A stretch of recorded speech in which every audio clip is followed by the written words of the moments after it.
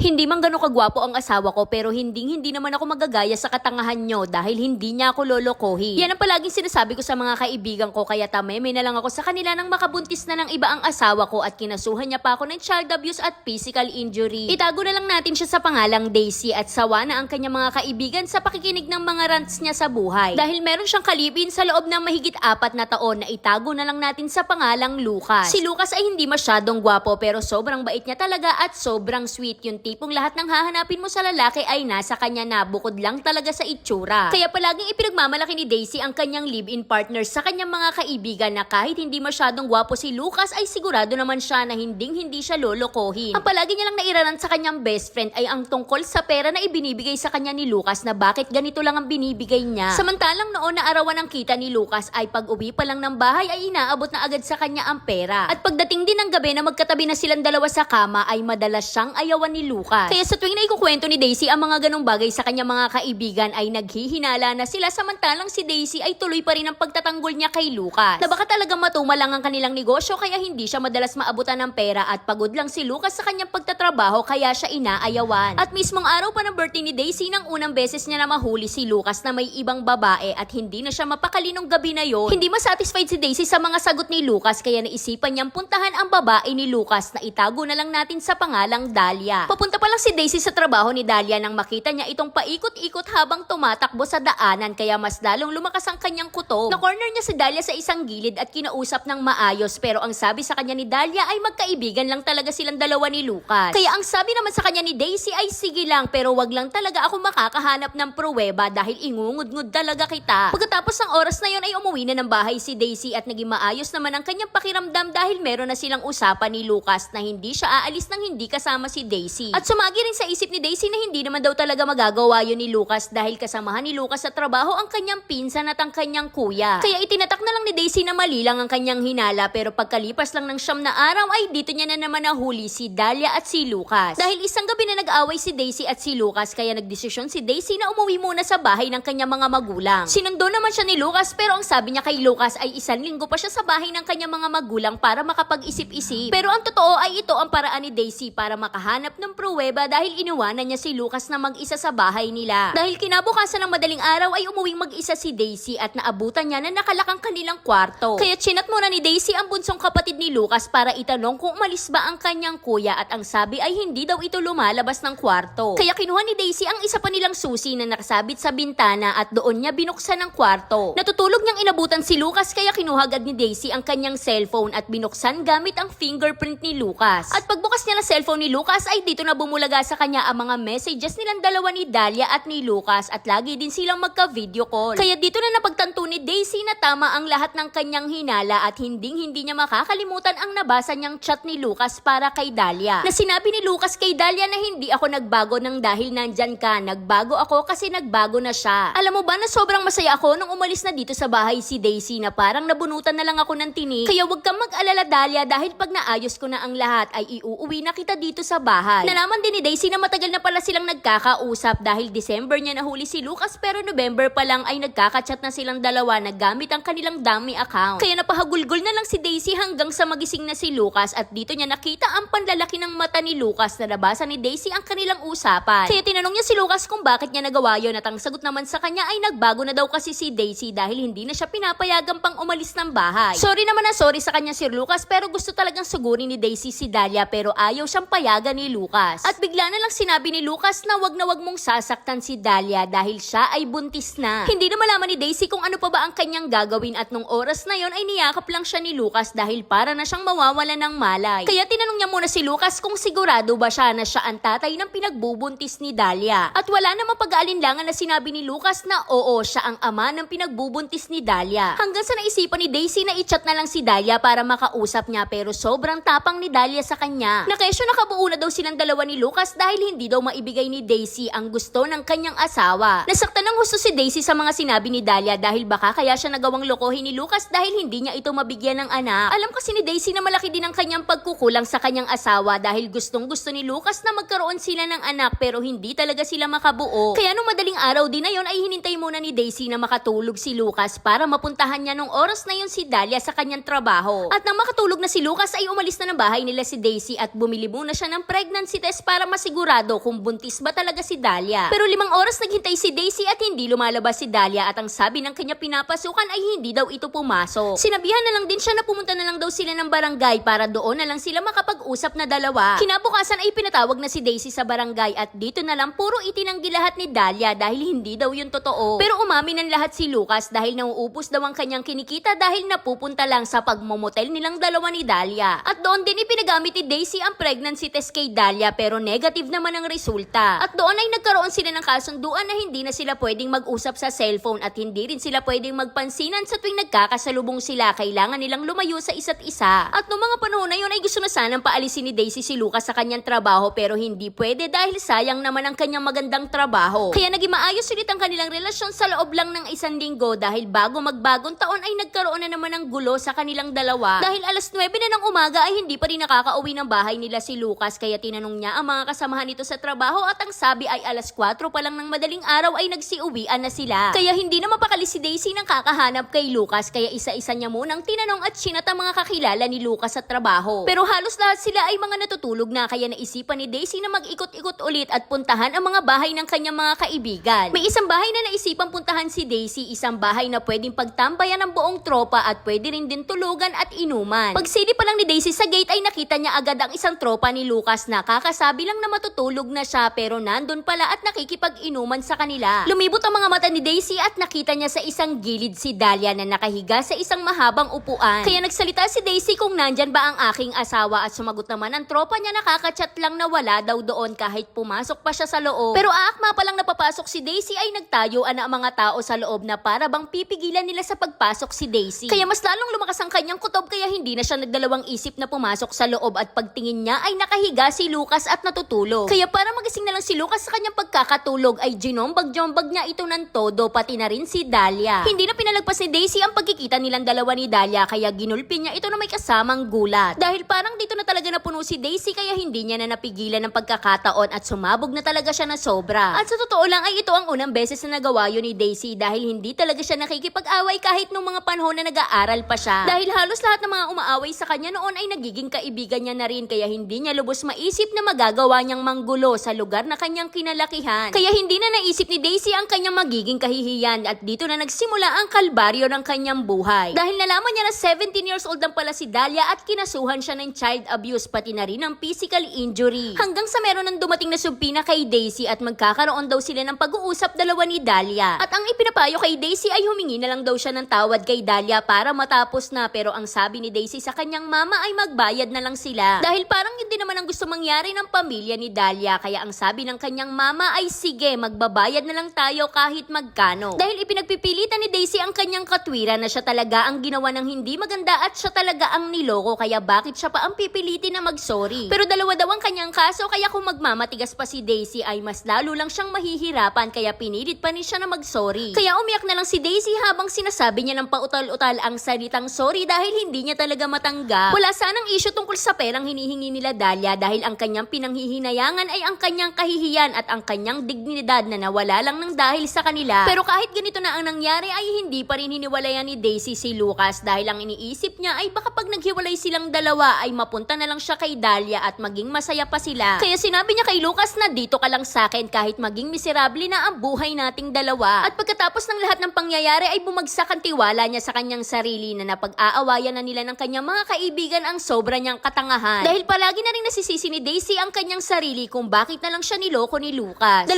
taon na ang nakalipas pero napakasakit pa ring isipin. Nakikita ko po si Dalia na masaya na siya sa buhay niya, masaya na siya sa kanyang pamilya at sa bago niyang jowa. Kaya naiiyak na lang ako kapag napagtatanto ko na ako ay napag-iwanan pero bakit siya ay umangat. Masama na kung sama-sama pero hinihiling ko talaga lahat ng masama para sa kanya at yung karma niya ay pinapanalangin ko talaga na sobra. Minsan ay umuwi ang tita ko dito sa amin galing ng probinsya kaya tinanong ko talaga siya kung may kakilala ba siyang mangkukulam. Pero ang sabi lang sa akin ng tita ko ay baka bumalik lang daw sa akin kung ano ang gagawin ko sa kanya kaya hindi ko na lang itinuloy. Hindi naman po ako inggitera at masaya ako sa mga nakikita ko sa mga taong nakapaligid sa akin. Wala akong pakialam sa kanila. Pero pagdating po talaga kay Dalia ay sobrang inggit na inggit ako sa kanya. Naiinis ako dahil lahat ng masasamang hiniling ko ay hindi nangyayari sa kanya. Dahil kahit isang sorry ay wala man lang ako narinig na galing kay Dalia kaya galit na galit ako sa kanya at hindi ko siya mapapatawad. Ubus na po ako sa kahihiyan at feeling ko ay pinagtatawanan ako ng mga barkada niya niya dahil alam nilang niloko nila ako. Palagi na rin akong inaaway ng mga kaibigan ko dahil sa sobrang katangahan ko daw at ang sabi ko naman sa kanila ay hindi na ako makakahanap ng iba dahil hindi naman ako maganda. Ano po kaya ang pwede kong gawin para makaalis na ako sa sitwasyon na to? Kaya hanggang dito na lang, Ate Charis. At para sa akin, siguro kaya hindi ka makaalis sa sitwasyon mo ngayon dahil ayaw mong mag-move on. Kasi 2 taon na rin naman yung nakalipas pero inuubos mo pa rin yung panahon mo sa pag-wish ng masama kay Dalia na alam mo namang hindi magkakatotoo dahil masamang humiling ng masama sa kapwa. Para sa akin kasi alam nyo mga kapatid, kapag humiling tayo ng masama para sa kapwa natin, parang babalik lang din sa atin yun tapos tayo lang yung mahihirapan. Kung gusto mo talaga na mabago yung buhay mo at makaalis ka na sa sakit ng sitwasyon mo ngayon, siguro magpatawad ka na lang. At kagaya nga ng mga sinasabi ko pa ulit-ulit, ang pagpapatawad po ay hindi ibig sabihin no na absuelto na sila sa mga maling ginawa nila sa atin. Ang pagpapatawad ay isang paraan para mapalaya mo na yung sarili mo sa sakit at sa galit na naranasan mo noon. Yun yung paraan para lumuwag na yung pakiramdam mo, wala ka ng galit, wala ka ng sakit na mararamdaman, makakapagsimula ka ng panibagong buhay. Pero hindi ibig sabihin no na baliwala na lahat ng panlolokong ginawa nila sa'yo noon. Siguro ito lang yung paraan para mapalaya mo na yung sarili mo sa galit. Kaya wag mo na sayangin yung oras mo sa kakaisip ng galit mo para kay Dalia dahil hindi lang naman siya ang nagkamali sa'yo, pati na rin naman si Lucas. Kesa humiling ka ng masama, siguro mas humiling ka na lang ng mga bagay na makakapagdagdag sa kaligayahan mo at makakatulong sa pag-unlad ng sarili mo.